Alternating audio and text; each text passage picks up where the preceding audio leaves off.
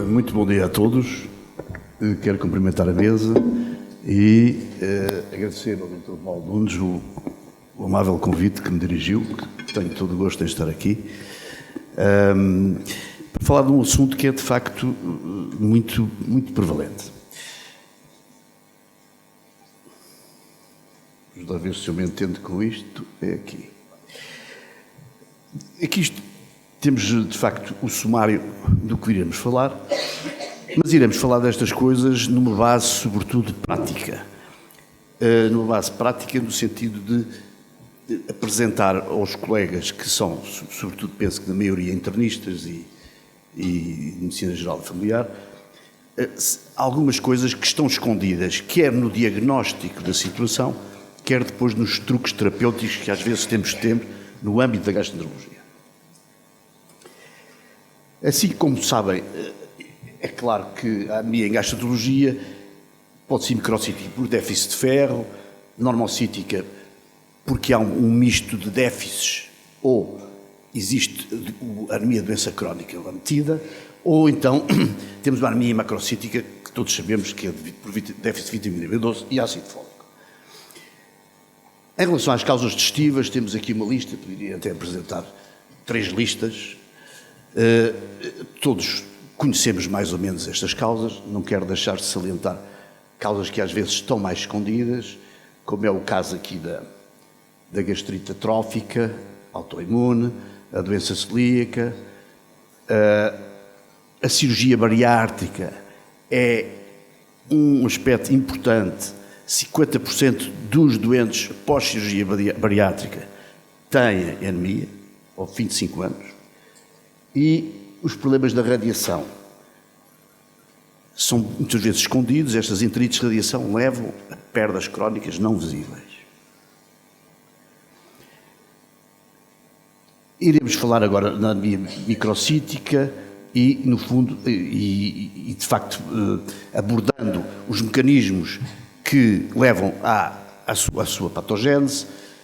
Como todos sabemos, a hemorragia é óbvio. Atenção à dieta. Os portugueses não são só os idosos que têm uma dieta inadequada. Os jovens têm uma dieta extremamente inadequada. Esta moda das dietas sem glúten e dos vegans e as várias dietas leva a que temos muitos jovens com anemia e por déficits carenciais. Já falámos e já abordámos a questão de malabsorção pós-cirurgia e o problema também da acloriduria, que é um problema, de facto, um pouco escondido e que já iremos abordar mais à frente. Ainda podemos ter o déficit funcional de ferro num contexto de inflamação. Em relação à anemia ferropédica inexplicada por limites de diagnóstico, o que é que, essencialmente, o clínico tem que pensar quando não percebe porque é que o doente continua com anemia, apesar de ter feito um porte que pensava-se que seria suficiente? Existem problemas, às vezes, no diagnóstico endoscópio que as pessoas têm que ter atenção. Uma é a questão da hérnia hiatal. A hérnia do hiato, mesmo que não se vejam lesões, pode ser causa de anemia recorrente. As angiectasias e os doentes que tomam anti-inflamatórios de uma maneira subreptícia, que só depois de às vezes se questionar claramente é que se verifica que de facto eles os tomam, provocam estas anemias escondidas que não são muitas vezes detectáveis nos exames comuns. Por outro lado, existem outras duas entidades ao nível do cólon, que é a doença diverticular, mas com colite peridiverticular. Não tem nada a ver com diverticulite. É uma entidade relativamente rara, mas que surge num % dos doentes. Mas como a maioria das pessoas com mais de 60 anos têm diverticulose cólica, esta inflamação, mesmo sendo 1%, ainda atinge algumas pessoas. E outra tem a ver com as lesões planas do cólon, que podem passar no exame. Quando os colegas têm uma colonoscopia, têm um relatório de uma colonoscopia, têm que ter a noção e, se preciso, dialogar com o clínico que fez o exame, Porque uma preparação cólica mal feita é um exame que não presta. Portanto, não se confiem perfeitamente numa colonoscopia que não tenha uma boa preparação. E se houver dúvidas, falarem com o colega que executou o exame. Reparem, isto é o tipo de lesão que pode passar despercebido ao gastroenterologista, ao endoscopista, numa passagem rápida, que é a úlcera de Cameron. Portanto, a úlcera de Cameron é uma úlcera que resulta da fricção da hérnia no diafragma e que, por vezes, são coisas muito pequeninas, como aqui se vê, não é? Isto só uma endoscopia cuidada é que pode revelar uma coisa destas. As angioplasias são lesões pequenas, muitas vezes, como aqui vê, e numa preparação mal feita passam perfeitamente. E isto é uma causa de anemia ferropérica, não visível, portanto, não manifesta, oculta. Aqui está o tal SCAD síndrome, ou seja, a colite peridiverticular segmentar. Normalmente é na sigmoideia, em que apresenta estes aspectos de inflamação nas pregas à volta dos divertículos. E aqui temos, por exemplo, um exemplo de uma lesão pequena, como vê, passa perfeitamente despercebida, e que aqui se vê claramente que é um tumor T1, já com esta depressão central, portanto, um tumor já com invasão. Outro problema que tem correntemente é com a questão da anemia ferropénica, num contexto daquilo que se chamava antigamente a hemorragia digestiva de causa obscura. Neste momento, a hemorragia de causa obscura significa apenas causa que não se conseguiu encontrar. E o que se usa hoje em dia é a hemorragia do intestino delgado. Ou seja, é uma hemorragia, já vamos chegar lá mais à frente, mas que pode ter as seguintes apresentações. Ser manifesta, é visível, ou é oculta. É oculta e que se manifesta através de uma anemia ferropérica ou através de uma pesquisa de sangue oculto positivo. Assim, o que é a tal hemorragia do intestino delgado, que era a antiga hemorragia digestiva de causa obscura? É não mais do que, após uma endoscopia que se considera normal, e uma colonoscopia também normal, existe uma anemia ferropénica não explicada. Peço desculpa. Isto leva a uma abordagem diagnóstica que é importante reter. Uma é a questionar porque é que, se de facto esta endoscopia e colonoscopia são de facto normais. E, sobretudo ao nível do cólon, muitas vezes justifica executar um second look, ou seja, uma segunda endoscopia baixa. Porque a preparação estava mal feita, etc. Eu não é uma, nem duas, nem três vezes que já me pediram para efetuar videocápsulas endoscópicas para estudo numa anemia ferropénica e estava lá um pequeno tumor. E já vamos ver mais à frente, até às vezes, situações que temos que estar atentos, todos nós.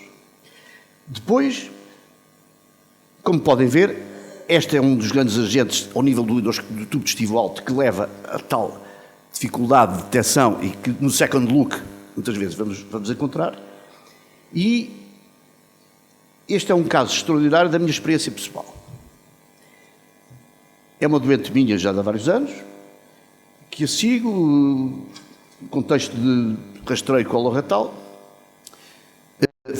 É feito um primeiro exame e detecta-se uma lesão, aquilo que a gente chama o LST, portanto, o Lateral Spreading Tumor. São lesões benignas, tipo lesões vilosas, mas muito planas e que se estendem em superfície.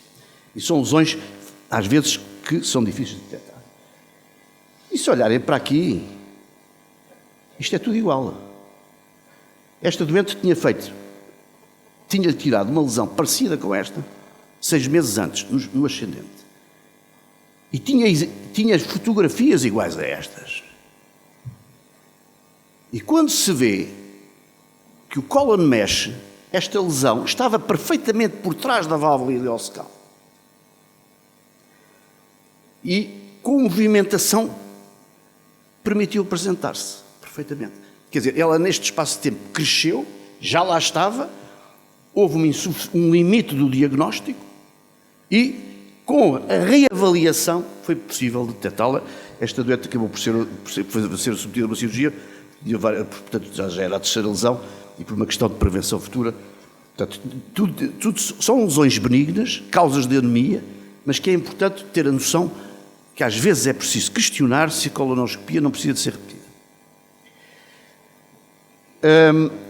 Na abordagem posterior disto, toda a gente sabe que a heteroscopia por videocápsula é um exame de eleição.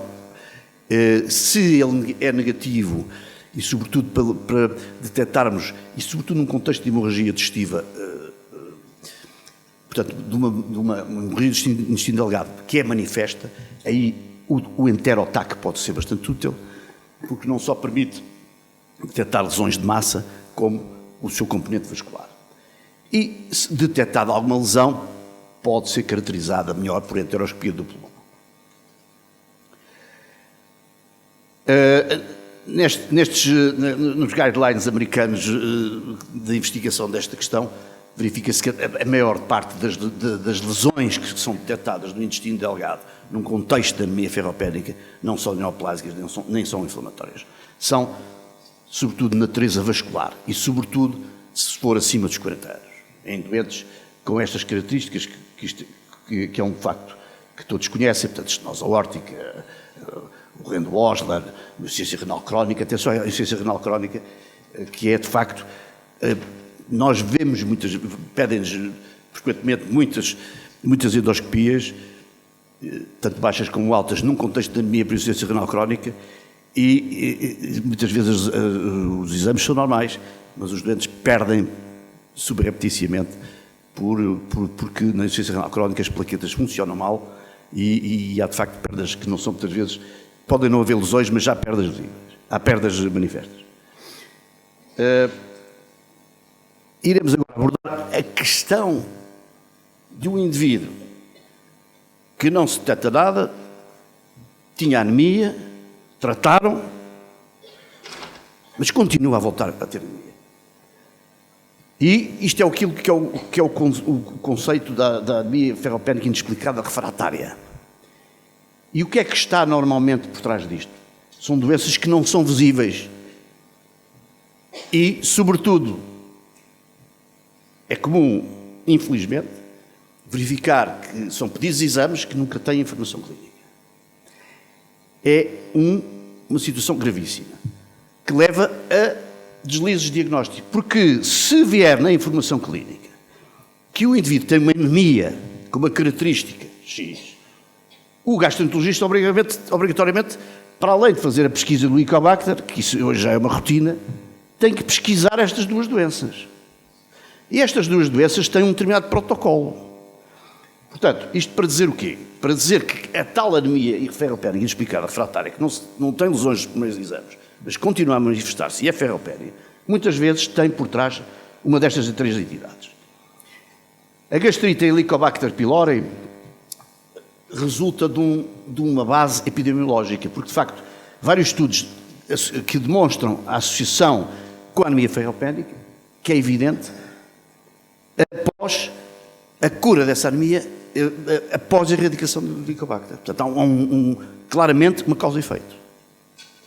Isto tem a ver com perdas digestivas ocultas, com a competição da própria bactéria pelo ferro e com alterações de composição do suco gástrico, quer na sua forma de ácido clorídrico, quer de ácido ascórbico. Como sabem, o ácido ascórbico é muito importante para a absorção de ferro. Outra entidade que é emergente neste momento, que está a assumir um papel como assumiu a doença celíaca aqui há 10, 20 anos, como uma tal doença escondida como causa da anemia ferropénica, que é a gastrite atrófica autoimune. E que, curiosamente, e sob o ponto de vista epidemiológico, se verifica que a anemia ferropénica, por acloridria por gastrite atrófica do fundo gástrico, ocorre muitas vezes 20 anos antes do déficit de vitamina B12. Ora, nós estamos habituados a ver a gastrite atrófica como uma anemia perniciosa. Ora, a anemia perniciosa é tardia. O que aparece muitas vezes, e como digo, 20 anos antes, sob o ponto de vista epidemiológico, é a diminuição da absorção de ferro, é a anemia ferropénica. E como é que se faz o diagnóstico disto? Faz-se por uma determinação de gastrinémia, anticorpos anticélula parasitais e antifator intrínseco. Obviamente que não se vai pedir isto a todos os doentes que têm anemia, mas isso implica que quando haja esta suspeita, tenham que ser feitas biópsias do antro e do corpo fundo. Ora, isto tem que vir no pedido, minimamente, para que o endoscopista possa saber o que é que deve fazer. E por isso passa. Este estudo é muito interessante, é um estudo recente do grupo de Viena, do professor Gasch, é que eles estudam uma população que acedeu à consulta de anemia. A maioria eram mulheres de pré-menopausa. Destes 373 doentes com deficiência de ferro, 193 tinham anemia. E eles foram detectar quais eram as causas destas doenças que poderiam explicar esta ferropénia. E então verificam que nesta população 11,4% correspondem a indivíduos com anemia. A prevalência é muito superior à doença celíaca. E que eles propõem, inclusive, que para detecção deste problema da gastrite atrófica autoimune, se pesquise os anticorpos anticélula parietal, tal hoje como se pesquisa os anticorpos antitransglutaminase tissular para diagnosticar a doença celíaca. E o cutoff proposto é de 100 unidades. Ou seja, se estamos perante uma anemia, é importante ter este parâmetro para que possamos não me deixar diagnosticar estes 6,2% de indivíduos com deficiência de ferro, que têm, no fundo, é uma gastrite atrófica autoimune. A doença celíaca é um assunto já mais conhecido, escondido, mas mais conhecido. É preciso ver que a doença celíaca atinge, de facto, 1% da população. É um ensaio, não é tão raro assim. E representa cerca de 5% desta tal casuística da anemia inexplicada refratária. Como já disse, os anticorpos antitransglutaminase tissular das análises, dos exames laboratoriais mais específicos e sensíveis em gastroenterologia. Quando eles são negativos, pode-se pesquisar os genotipos HLA, DQ2 e DQ8, que são aqueles que estão por trás da doença celíaca.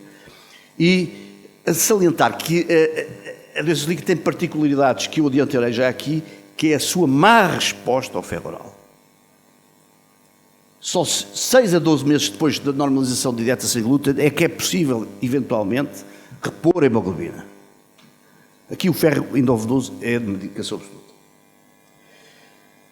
Passaríamos agora à anemia macrocítica por vitamina B12, para salientar não só aquilo que já falámos, mas a ingestão inadequada. De facto, as pessoas estão-se a alimentar extremamente mal. Os ovos que faz mal ao colesterol, o leite, porque os doentes, os jovens, quando vêm, já deixei de beber leite. Não é? Carne, alguns ainda comem e alguns são veganos. Não é? Portanto, onde é que está a vitamina B12? Não existe. As outras entidades já falámos, obviamente que aqui as recessões do ílen terminal, como é óbvio, e a afecção do ílen terminal, que é onde se absorve a vitamina B12, dá origem a este problema, e não esquecer estas entidades.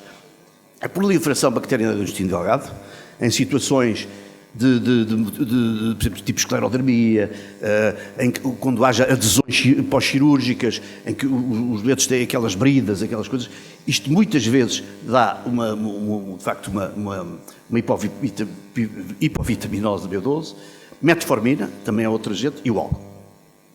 Em relação ao ácido fólico, também para salientar o seguinte: quem não come vegetais não pode ter ácido fólico. E, por vezes, isso é induzido pelo próprio médico. Quem tem diarreia crónica, por uma situação qualquer clínica, por exemplo, doença inflamatória, eu vejo frequentemente, muitos deles doença inflamatória intestinal, e muitos deles têm déficit de ácido fólico. Porquê? Porque têm medo de comer vegetais. E, portanto, estar atento a isto. Em relação à terapêutica desta questão, isto agora não me está a passar, não sei porquê.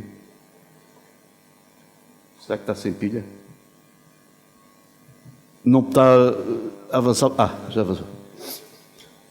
Em relação à terapêutica da anemia macrocítica, só para salientar que, efetivamente, a correção primária deve ser da vitamina B12, para evitar a descendência coronal na medula, e depois só então tratar o ácido fólico quando há um déficit combinado. Muitas vezes há, não é? Nas doenças do foro gastroenterológico há déficit combinado.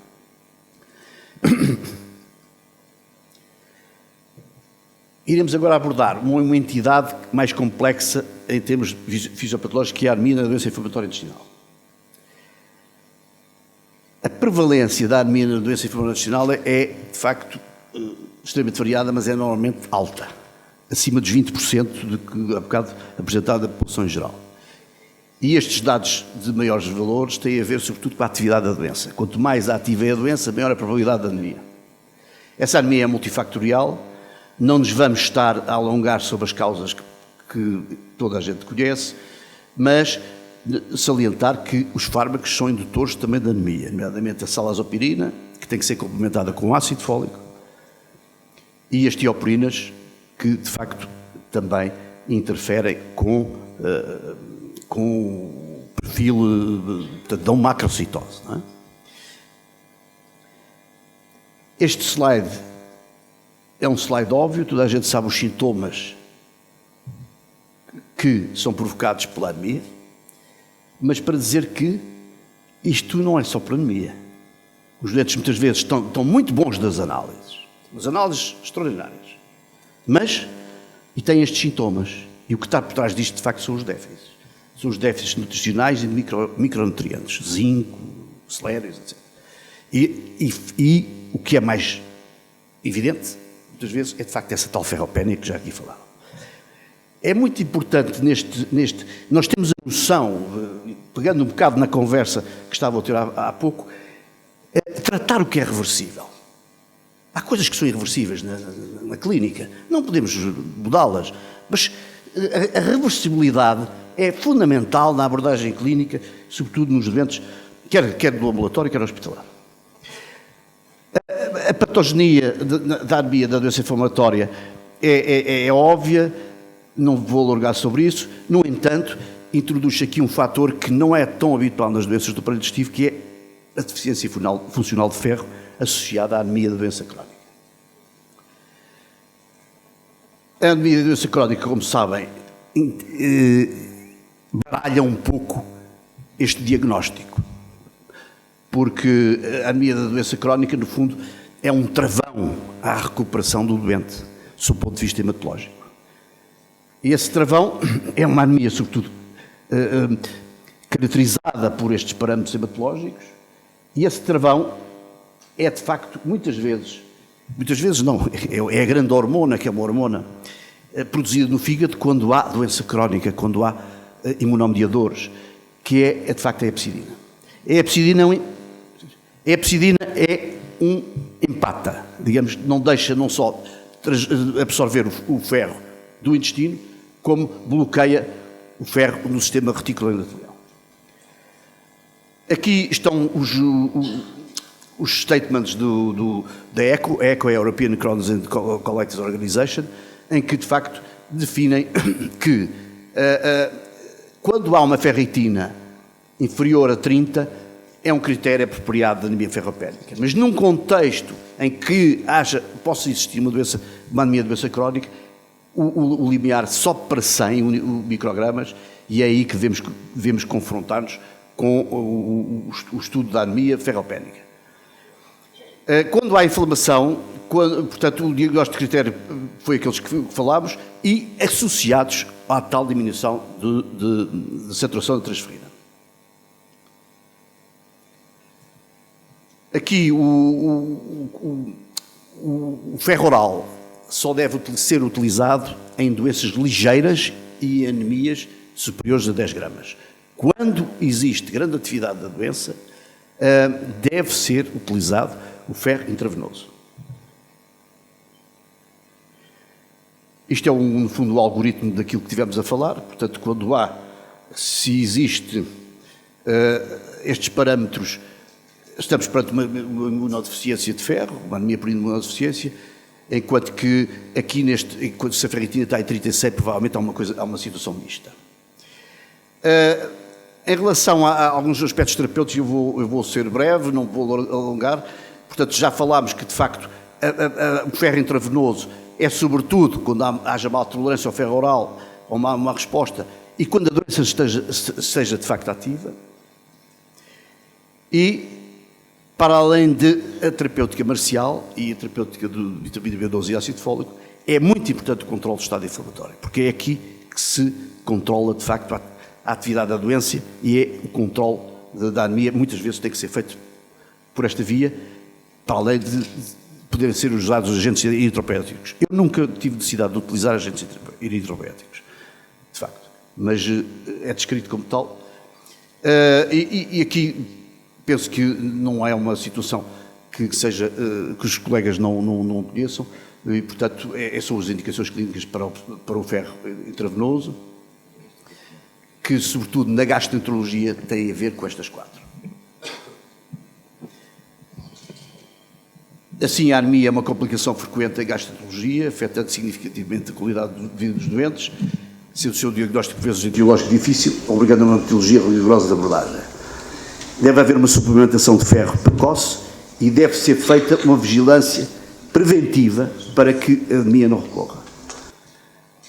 A via preferencial de suplementação de ferro é endovenosa, por ser mais eficaz, mais rápida e bem tolerada, em particular em doenças como a doença inflamatória intestinal, a doença celíaca e pós-cirurgia bariátrica. Muito obrigado pela vossa atenção.